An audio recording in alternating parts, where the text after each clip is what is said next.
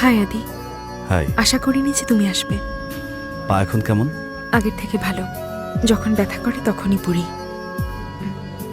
এটা জানতেই এসেছো? এসেছি একটা গল্প বলতে। তাই বলো। কলেজ লাইফে আমার একজন গার্লফ্রেন্ড ছিল, নাম ছিল মীরা। আমাদের মধ্যে লিভিং রিলেশন ছিল। ওর এখন বিয়ে হয়ে গেছে।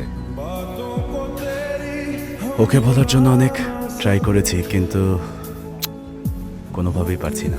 I am so sorry. এই সিম্প্যাথি দেখানো লাগবে না, এসব আমার একদমই ভাল লাগে না। Just a simple request. কি? ফিজিক্যালি হেল্প করতে পারবে? চাইলে মেডিকেল সার্টিফিকেট দেখাতে পারি। হোয়াট? Open up. বুঝতে পেরেছো তো?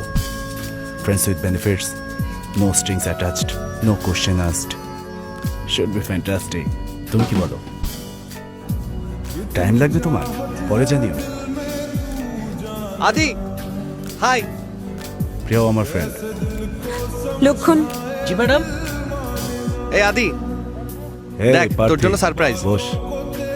হেই, WhatsApp bro, good to see you. কেমন আছিস? ভালো আছে। কখন এসেছিস? এই তো আজ সকালে। আচ্ছা, লাইসেন্সের কি হলো? লাইসেন্স ক্লিয়ার হয়ে গেছে।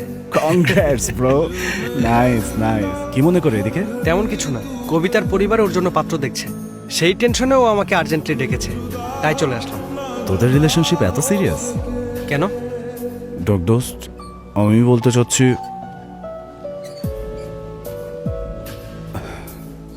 সবাই তো টাকা পয়সার পিছনে দৌড়াচ্ছে, জীবনটাকে ইজি করে ফেল।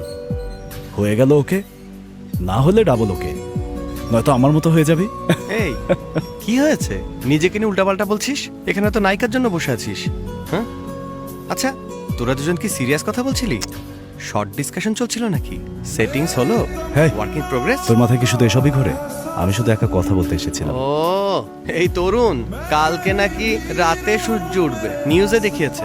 হেই, মীরার কথা ওকে বলছিলাম, আর ওর কাছে ফিজিক্যাল হেল্প চাইলাম। Physical help? তারপর ম্যাডাম কি বললো? ম্যাডাম ধীরে ধীরে রাজি হবে।